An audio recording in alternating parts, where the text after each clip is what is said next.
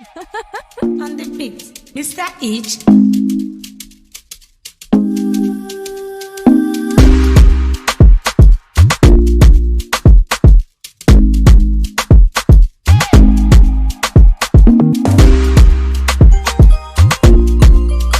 Hello my dears, welcome back to my channel. Thank you so much for clicking on this video, and if you are new here, you just came across this channel by clicking on this video. Hi there, my name is Litale Tumaliti and I create content around everything that I'm passionate about, so please make sure that you join my dear friends by clicking on the subscribe button and click on the notification bell so that you can be notified every time I post a new video. So today I am back, guys, with yet another my take on talking segment. So this is a talking segment that I started for myself just to share with you guys where my thoughts are, my opinions about matters that are brought up on social media or even between and amongst my circle of influence.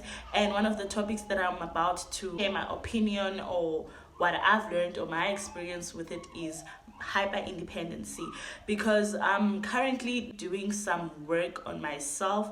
I am doing a lot of personal development. I've realized that the same way I can do a lot of mental work on my wellness, well-being, and just my physical health, the same way I can actively work on like healing myself and just developing and improving myself, you know. While I'm on that journey, I've realized and learned that I'm suffering from hyper-independency. I don't want to say suffering as if it's an illness or something, but I am being challenged with hyper-independency, you know. And I've been glamorizing this thing, and I've realized that it's actually impacting and contributing negatively in my life, my relationships, you know. So yeah, guys, without me rambling any further in the introduction, let's just get straight into the video. So once again, I've used this book to write down some points that I want to touch on, just to define what hyper-independency is for those who might not know. So the definition of hyper-independency: it is a stress response that makes a person feel the need to take decisions and accomplish things without the help of other people. I suffer from it. Let me not say suffer from it. I think this is me. This definition right here just defined the person that I am.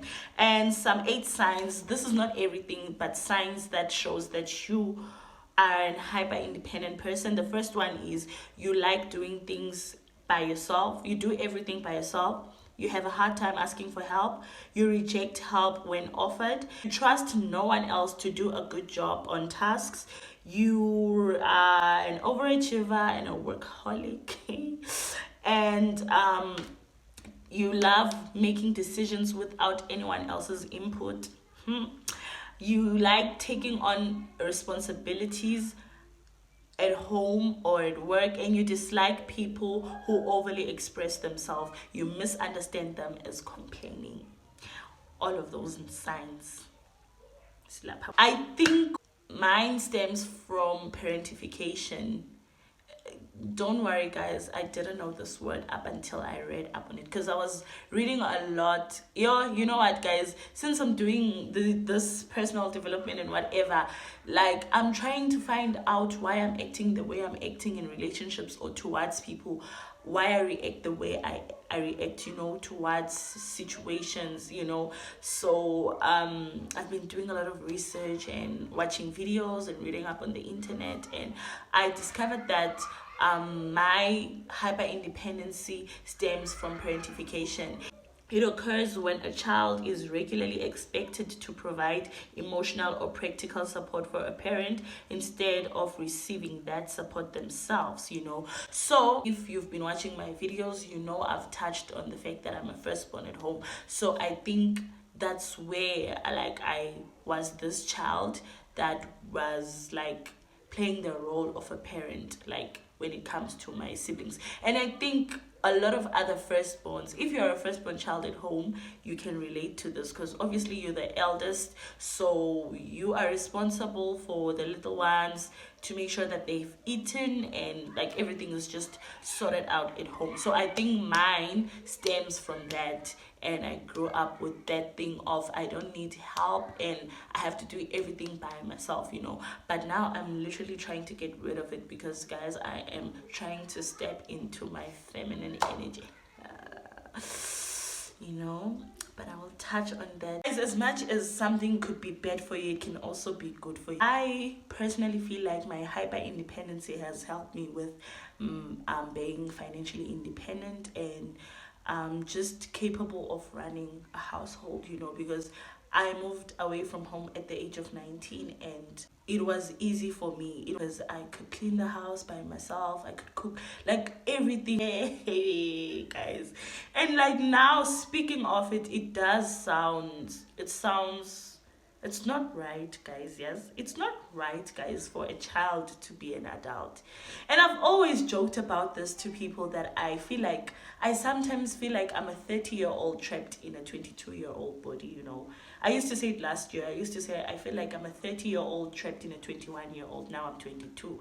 I'm in a career field of being an entrepreneur, so it's like my proactiveness is helping me with finding solutions. Like, don't complain a lot. If I notice and I identify a problem, I'm very quick to look for solutions and just solve the problems, instead of just complaining and whining about it, you know. And how it has impacted my life negatively, it's romantic relationships, because I'm not allowing the other party to take the lead and just take care of me. I'm always the one leading, and I'm always the one being dominant, and I'm always the one just wanting to be in control, and that is toxic, guys. You see, it's very toxic, that thing. That's why I'm saying sometimes we look at situations and we look at friendships and relationships, and we are always looking at how toxic the other party could have been, but we never look at how we could have contributed to that and just played a part or enabled the toxicity from the other people. So once again, I misunderstand people that overly express themselves for people who complain. There's nothing wrong with expressing yourself about how you feel. And I've also like been struggling with that, like being vulnerable, guys. I would rather die. Let me say, okay, I'm speaking about my past self, because now sana ndifana nani ndiyakhala, guys. Ndiyakhala, but ndikhala ndisiya phambili njenge-ambulance, you know. So I do express myself. It's something that I never did, because I never wanted to feel like I'm burdening other people.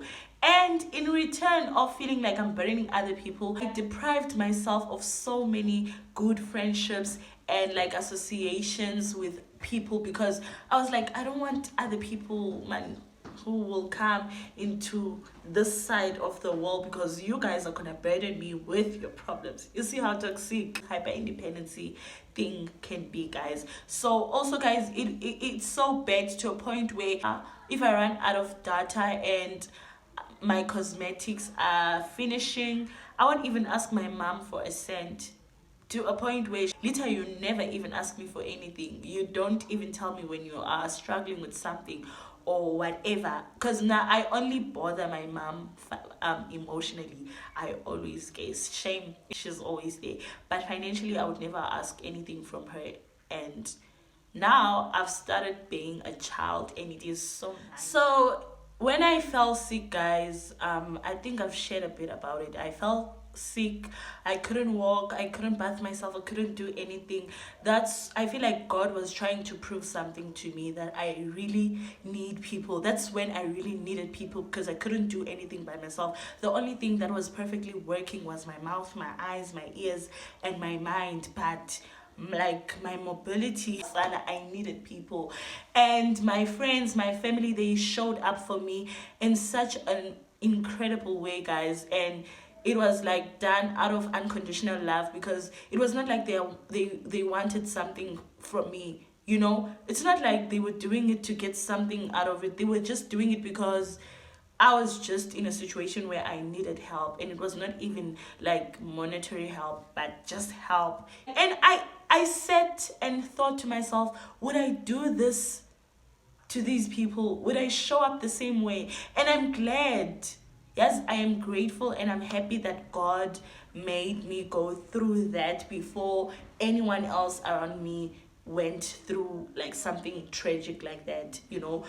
It has like taught me to show up for other people without even feeling like they are burdening me, but just to do it effortlessly and because I truly care and love the next person. I said, guys, I am really working on myself. I'm trying to improve myself. I'm trying to develop myself. Yes, I'm gonna make mistakes, but I'm learning from them. So we are moving away from masculine energy. We are moving into feminine energy. Is not the same as femininity, you know. Femininity, I feel like I've got that under control because I'm a girly girl. I love makeup. I love, you know, you guys know me. I'm a girly girl.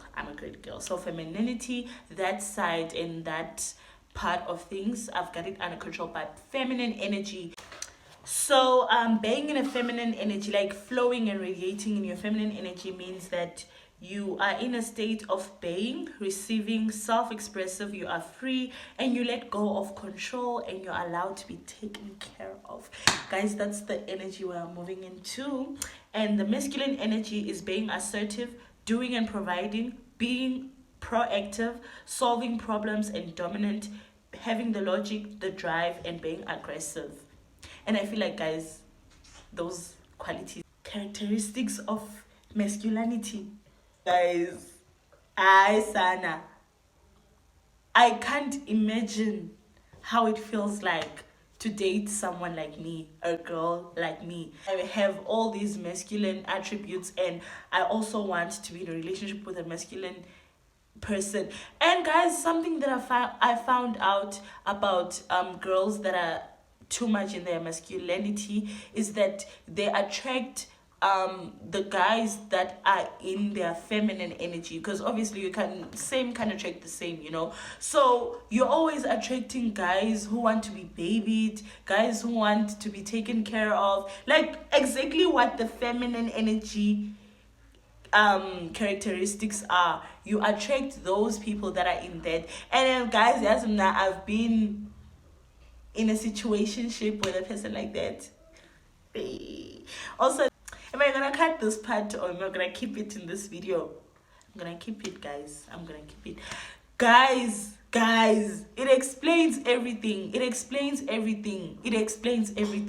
obviously I'm dominant. I'm the one who has the drive. I'm aggressive. And guys, the passive aggressiveness. I'm getting carried away because everything is just coming back like this. The characteristics of a person who's in their masculine energy, I feel like they're also helping me in my career because, as I said, the proactiveness and also having the drive, guys, and solving problems, you know. But it's bad, guys. It's bad and it's exhausting. Guys, I can't imagine how it feels like to be in a relationship with a girl that was like how I was, because I'm no longer that way now. We are growing this side and we are changing. So how am I gonna move differently to change, ne? I am gonna stop suppressing my feelings. I'm gonna express my emotions and become more vulnerable, of which is what I've been doing, guys. Yes, I've really been doing that and you're doing well, sweetie. I'm gonna stop overworking. We're gonna see about that one.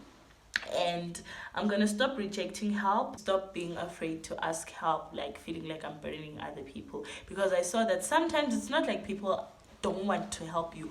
You never ask for help and you build a wall, and in return you're always looking at other people as if those people don't care about you or whatever. That time, hey guys, yes, communicate better. You know, I'm gonna start pampering myself. I'm gonna start trusting others, you know, and I'm gonna have a lucky girl syndrome, because now, guys, I have this thing in my mind that I have to earn like nice things. Like I feel like I have to work so hard. Like I have to work extremely hard to have nice things in my life. But sometimes I have to be a lucky girl. I have to be lucky like other girls. I have to be lucky. And I have to say, like, what's helping me is my pretty privilege. or what's helping me, it's me having big bum. So also some of the things that fall under the feminine energy, like that shows that you are in your feminine energy, and those, like, these are the things that I feel like I'm thriving in currently, and I feel like I was never challenged with them. Okay, some of them have been challenged, but not anymore, you know. So the first one is self-love and self-care. Self-care is of course relative, each to their own. What might be self-care for me might not be self-care for the other person. And boundaries and high standards, guys. I have very high standards, guys, and I feel like the same way I can set myself high body goals and achieve them, high standards in my business and also smash them, why not in friendships also, guys? I've set myself like extremely high standards when it comes to friends, and I have like the best people in my circle of influence. And just a disclaimer, things that I might say now might differ in 5 years to come. So maybe in 5 years time, God forbid, I might not have the same friends that I have right now, but currently I am content, I am grateful, and just happy with everyone who's in my circle of influence. Guys, just to mention, even in my romantic relationships, yes, I've had situations whereby I attracted guys who are masculine, like masculine guys, and who were just there to be dominant, to take care of me, to solve my problems, and just take care of me and provide for me. But I never allowed them. That's why I say sometimes look at yourself. You are the problem. You are the toxic person or the toxic something that's making the thing not work out. So I was the one who ruined all of those for myself, but right now I am not gonna ruin anything. I am attracting everything good for myself, especially romantically.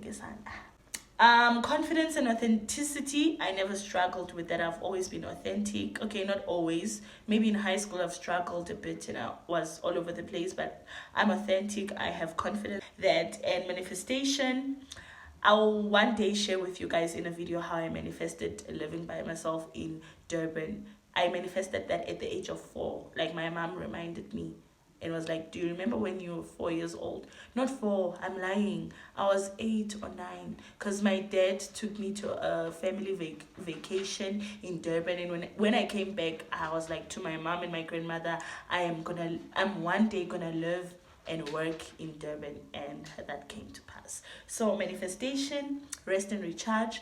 I am big on rest because I feel like I am the only one who's like aware and who knows the intensity of the effort and the work that I put in for myself and my career and everything else around me, my friendships and whatever, the energy that I put in. Like, because guys, I believe that I shouldn't show up if I'm like in a slump and I feel not so like at my best, because I'm gonna transfer that energy. So I have to rest and recharge. We've come to an end of my video, guys. I hope you guys enjoyed this video. Please don't forget to like On the beat, Mr. H.